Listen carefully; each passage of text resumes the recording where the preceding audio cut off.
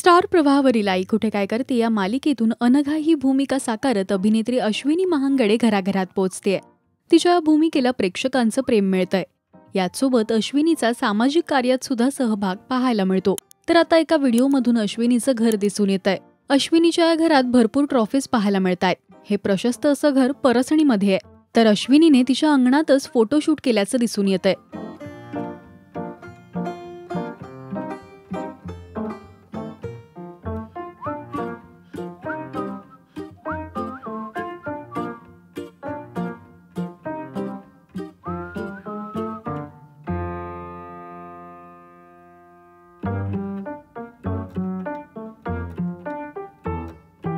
काही दिवसांपूर्वी तिने शहरात नवं घर घेतल्याची आनंदाची बातमी चाहत्यांना दिली.